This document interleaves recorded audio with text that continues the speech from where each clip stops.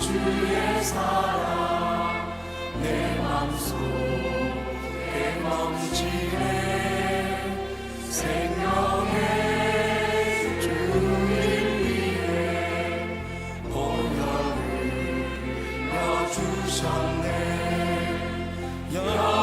영원하신 주의 사랑 어찌 우리 잊으리 생명 주신 주님만을 영원히 찬양하리 주와 긴 언덕 위에 생명의 문 열렸네 깊고 넓은 은혜의 샘 강과 같이 흐르고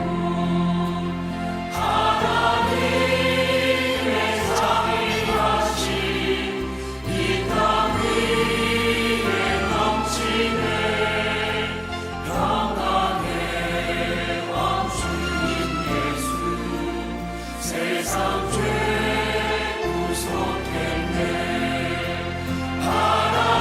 하나님의 자비하심 이 땅 위에 넘치네 평강의 왕 주님 예수 세상 죄 구속했네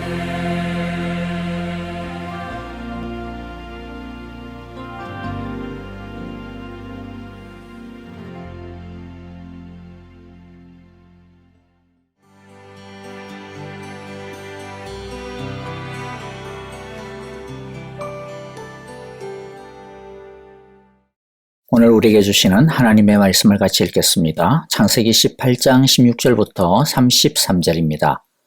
그 사람들이 떠나려고 일어서서 소돔이 내려다 보이는 데로 갔다. 아브라함은 그들을 바래다 주려고 함께 얼마쯤 걸었다. 그때 주님께서 말씀하셨다. 내가 앞으로 하려고 하는 일을 어찌 아브라함에게 숨기랴. 아브라함은 반드시 크고 강한 나라를 이룰 것이며 땅 위에 있는 나라마다 그로 말미암아 복을 받게 될 것이다.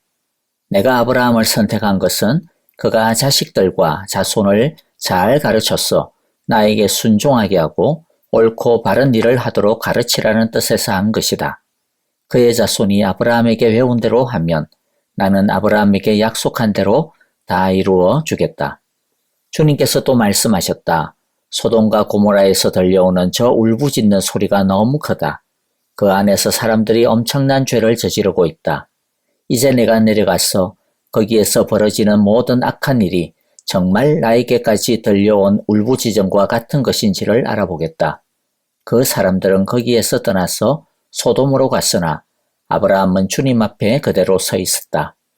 아브라함이 주님께 가까이 가서 아뢰었다. 주님께서 의인을 기어이 악인과 함께 쓸어버리시렵니까? 그 성 안에 의인이 50명이 있으면 어떻게 하시겠습니까? 그래도 주님께서는 그 성을 기어이 쓸어버리시렵니까? 의인 50명을 보시고서도 그 성을 용서하지 않으시렵니까? 그처럼 의인을 악인과 함께 죽게 하시는 것은 주님께서 하실 일이 아닙니다. 의인을 악인과 똑같이 보시는 것도 주님께서 하실 일이 아닌 줄 압니다. 세상을 심판하시는 분께서 공정하게 판단하셔야 하지 않겠습니까? 주님께서 대답하셨다. 소돔성에서 내가 의인 10명만 찾을 수 있으면 그들을 보아서라도 그 성 전체를 용서하겠다. 아브라함이 다시 아뢰었다. 티끌이나 재밖에 안 되는 주제에 제가 주님께 감히 아뢰입니다. 의인 10명에서 5명이 모자란다고 하면 어떻게 하시겠습니까? 5명이 모자란다고 성 전체를 멸하시겠습니까? 주님께서 대답하셨다. 내가 거기에서 45명만 찾아도 그 성을 멸하지 않겠다. 아브라함이 다시 한번 주님께 아뢰었다. 거기에서 40명만 찾으시면 어떻게 하시겠습니까? 주님께서 대답하셨다.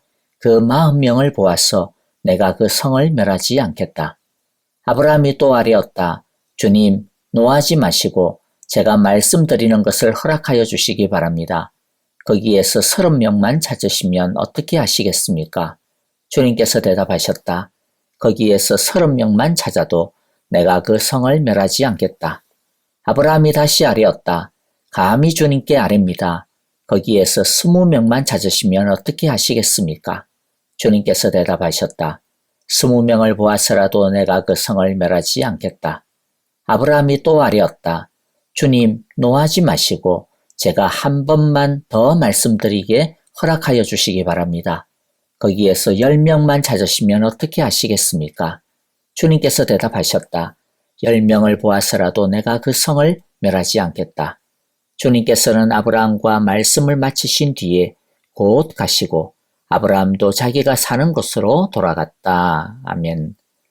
하나님은 사람의 몸을 입으시고 아브라함을 찾아오셨습니다. 특별히 사라를 찾아주셨습니다. 그것은 하나님이 아브라함과 함께 하시며 아브라함이 있는 곳에 하나님이 늘 찾아오신다라고 하는 것을 보여주시는 은혜의 방문이었습니다. 그런데 하나님의 인자하심은 거기에서 끝나는 것이 아니었습니다. 하나님은 자신이 하려고 하는 중대한 계획을 아브라함에게 숨김없이 말씀해 주십니다. 물론 이것은 하나님이 아브라함에게서 무슨 동의나 지지 또는 무슨 좋은 조언을 얻으려고 의논하고자 하시는 것은 아닙니다. 하나님은 어느 누구의 지지나 동의, 조언이 필요하지 않습니다. 그러면 왜 하나님은 아브라함에게 자신의 계획을 숨기지 않고 말씀해 주시는 걸까요? 하나는 하나님이 아브라함을 얼마나 존귀하게 여기시는지를 보여주시고 있는 겁니다. 하나님은 아브라함을 일개 피조물이나 도구로 보시는 것이 아니라 자신의 마음을 나눌 수 있는 존귀한 친구로, 가족으로 대해주고 있음을 보여주고 있습니다. 이것은 아브라함만이 갖는 특권이 아닙니다. 아브라함의 이 존귀함은 이제 오늘 우리에게도 해당이 됩니다. 요한복음 15장 15절에서 이제부터는 내가 너희를 종이라고 부르지 않겠다. 종은 그의 주인이 무엇을 하는지를 알지 못한다. 나는 너희를 친구라고 불렀다. 내가 아버지에게서 들은 모든 것을 너희에게 알려주었기 때문이다. 예, 우리는 주님의 종이 분명히 맞습니다. 하지만 우리는 동시에 주님의 친구이고 또 친구이자 우리는 자발적으로 예수님의 종이 된 사람들입니다. 그리고 우리는 예수님의 친구일 뿐만 아니라 우리는 예수님의 사랑받는 신부인 동시에 또 하나님의 사랑받는 아들과 딸이기도 합니다. 그렇기 때문에 남편이 그 아내에게 자신의 이야기를 털어놓듯이 아빠가 자녀들에게 그 마음을 말하듯이 주님은 우리에게 당신의 뜻과 마음을 알려주십니다. 그러면 오늘날에는 하나님이 어떻게 우리에게 당신의 계획을 말씀해 주십니까? 하나님의 성경 말씀을 통해서 우리에게 말씀해 주시고 또 우리가 하나님께 기도할 때 하나님은 우리의 마음에 감동을 주셔서 우리를 진리로 이끄시고 가르치심으로 말씀해 주십니다. 또 하나님은 아브라함에게 이 세상을 통치하시는 분이 바로 하나님이심을, 하나님이 왕이심을 알게 하시기 위해 자신의 계획을 알려주십니다. 이제 곧 가나안 땅에서 가장 번성하던 두 개의 도시가 땅 속으로 사라질 운명에 처해졌습니다. 이 광경을 지켜보던 가나안 사람들은 이게 뭔 일인가 제대로 알지 못했을 것입니다. 그러나 아브라함만은 이것이 그냥 우연히 일어난 자연재해가 아니라 하나님의 적극적인 심판이라고 하는 것을 확실히 알고 있게 됩니다. 아브라함은 소돔과 고모라의 이 멸망을 보면서 진짜로 하나님이 이 땅을 다스리시구나, 진짜로 하나님이 왕이시구나, 중요한 것은 얼마나 번성하느냐가 아니라 얼마나 하나님이 인정하시느냐, 아니면 하나님의 버림을 받느냐, 이게 진짜 중요한 것이구나 하는 것을 분명히 알게 될 것입니다. 하나님은 우리에게도 이 세상의 운명에 대한 비밀을 말씀해 주십니다. 그것은 이 세상이 우연히 굴러가고 있는 것이 아니라 하나님의 철저한 뜻 아래서 하나님의 통치 아래 있음을 보여주시는 것입니다. 그래서 우리는 하나님의 통치를 알고 믿고 있기 때문에 아무리 이 세상 속에 악이 날뛰어도 거기에 쏘가 넘어가지 않고 두려워하지 않을 수 있게 됩니다. 두려워하거나 불안해하지 아니하고 오히려 악 가운데서 더욱 하나님을 신뢰하고 찬양할 수 있는 것입니다. 이제 크게 두 번째 본문을 통해서 살펴볼 것은요, 하나님께서 두 나라에 대해 계획을 갖고 말씀해 주고 있는 것입니다. 아브라함과 소돔과 고모라에 대한 계획입니다. 아브라함은 지금 한 가족에 불과하지만 그러나 아브라함은 우리가 속해 있는 하나님 나라를 대표합니다. 소돔과 고모라는 하나님을 거역하고 대항하는 이 세상을 대표합니다. 아브라함의 장래에 대한 계획을 18절, 19절에서 말씀해 주고 계시죠. 지금 아브라함의 형편이 어떻습니까? 나라는 그냥 자기 명의로 된 땅 한 평도 없는 처지입니다. 이곳저곳을 방황하고 떠돌아다니고 있는 나그네 일뿐입니다. 그리고 아직 제대로 된 상속자조차도 없습니다. 너무나 희미하고 작고 약하고 겨자씨만합니다. 반면에 소돔과 고모라는 어떻습니까? 풍요롭습니다. 게다가 사람들은 자기가 하고 싶은 대로 마음대로 자신들의 욕망을 발산하고 있습니다. 겉으로 보기에는 어디가 더 풍요롭고 어디가 더 강하고 어디가 더 자유로워 보입니까? 겉으로 보기에는 아브라함의 나라는 이 세상의 나라인 소돔과 고모라에 감히 잽도 안 됩니다. 하지만 이 세상의 나라는 결국 불과 함께 타 없어져 버리고 말 것입니다. 반면에 아브라함의 나라는, 즉 하나님의 나라는 아주 강대한 나라가 될 것이고 세계 모든 만민의 복의 통로가 될 것입니다. 우리는 이 하나님의 계획을 분명히 알고 있어야 합니다. 그래야 이 세상의 겉모양에 현혹당하지 않을 수 있습니다. 우리의 지금의 모습 때문에 실망하지 않을 수 있습니다. 결국 승리하는 나라는 하나님의 나라라고 하는 것을, 하나님의 나라 안에 속한 우리라고 하는 것을 분명히 알고 흔들리지 않으시기를 간절히 기도하고 축복합니다. 이제 마지막으로 살펴볼 내용은요, 아브라함의 중보 기도입니다. 아브라함은 소돔과 고모라가 멸망한다라고 하는 소식을 듣고 아주 괴로워합니다. 아브라함은 할 수 있는 한 소돔과 고모라의 사람들이 멸망당하지 않기를 바라고 있습니다. 가만히 그런데 아브라함의 말을 들어보면요, 하나님이 아무리 소돔과 고모라가 악해도 어떻게 다짜고짜 모든 사람을 한 묶음으로 도매금으로 멸망시킬 수 있느냐? 하나님 공의롭지 못한 것 아니시냐? 이렇게 느끼고 있는 것 같습니다. 하나님께서 소돔과 고모라 안에서 들려오고 있는 그 울부짖음의 소리가 너무 크다라고 말씀하시는 것의 심각성을 아브라함은 잘 이해하고 있지 못하고 있습니다. 소돔과 고모라 안에 분명히 선한 사람이 있을 텐데 왜 도매금으로 넘기냐고 아브라함은 하나님께 항변합니다. 그래서 소돔 사람들의 영혼을 놓고 하나님 앞에서 따지고 협상을 벌이지요. 중보기도 합니다. 의인 50명만 있으면, 45명만 있으면, 40명만 있으면, 30명, 20명, 10명. 그런데 아브라함이 소돔과 고모라를 두고 기도하면서 점점 느끼고 되는 게 뭡니까? 절망감이죠. 소돔과 고모라를 멸하시려고 하는 하나님의 결정이 진짜 어쩔 수 없는 결정이었구나.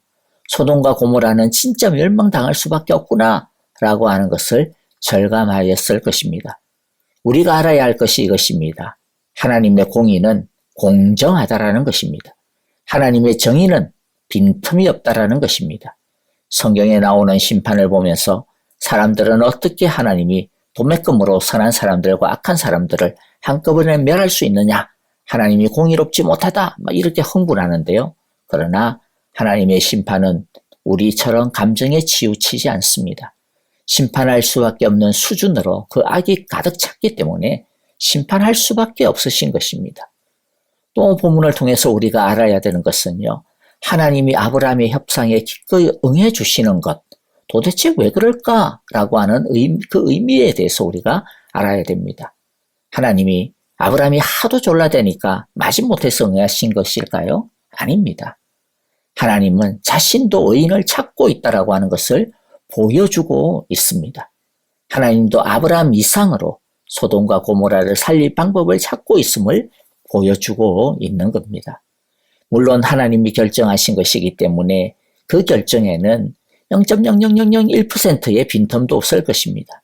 하지만 그럼에도 불구하고 하나님은 0.0000001%의 가능성이라도 있으면 좋겠다라고 하는 마음으로 아브라함의 협상에 기꺼이 응하고 계신 것이죠. 하나님은 죄인을 살리기 위해 당신의 독생자 예수님을 기꺼이 십자가의 죽음의 자리에 내어주실 만큼 하나님은 죄인을 진짜 구원하시기를 원하십니다. 그렇기 때문에요, 하나님의 심판의 말씀은 섣불리 나온 게 아닙니다. 하나님이 얼마나 무서운가라고 하는 것을 보여주는 것도 아닙니다. 하나님이 심판하는 그 모습은 하나님의 절망을 보여주는 말씀입니다. 우리는 심판 전에 살리기 위해 찾고 찾아 헤매는 하나님의 눈물과 절망을 볼 수 있어야 합니다. 그러므로 소돔과 고모라를 위해 중보하는 아브라함의 모습은 사실은 누구의 모습일까요? 우리를 위해 탄식하시는 하나님의 모습입니다. 아브라함의 협상에 기꺼이 응하시는 하나님은 오늘 우리에게 너는 너의 이웃을 위해 지금 기도하고 있니? 라고 도전하고 계십니다. 아브라함의 중보의 기도를 기쁘게 대해주셨던 하나님은 오늘날 우리가 우리의 이웃을 위해 악한 이 땅의 구원을 위해 기도하는 것을 기뻐하십니다. 그리고 우리가 놓고 기도하는 그 사람을 구원하시기 위해 우리와 열정적으로 의논하실 것입니다. 쉽게 포기하지 마시고 아브라함이 50명에서 10명까지 계속 기도하였던 것처럼 포기하지 말고 기도하고 시도해보는 우리가 되기를 바랍니다. 말씀을 정리합니다. 의인 10명이 없어서 소돔과 고모라는 멸망당할 수밖에 없었습니다. 하나님은 오늘날 우리에게서도 의인 10명을 찾으실 것입니다. 저와 여러분이 우리 믿는 사람들이 우리 사랑의 교회 온 교우들이 이 세상을 지키는 우리의 이웃을 지키는 마지막 보루 의인 10명이 되기를 바랍니다. 저와 여러분이 우리가 이 세상을 위해 우리의 믿지 않는 이웃을 위해 중보하는 오늘날의 아브라함이 되기를 간절히 바랍니다. 쉽게 포기하지 말고 엎드려 기도합시다. 그러면 하나님은 분명히 기회를 주실 것입니다.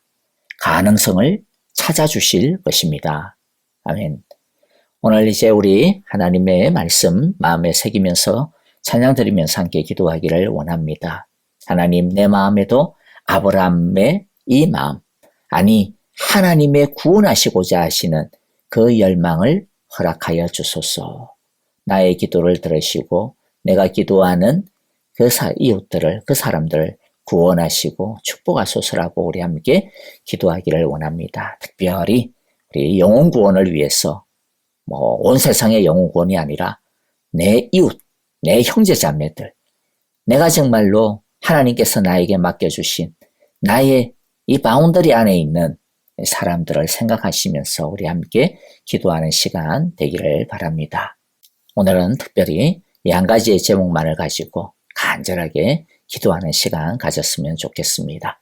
우리 선교사님들을 위해서도 함께 더불어서 또한 기도해 주시면 고맙겠습니다. 다 함께 찬양 드리며 기도합니다.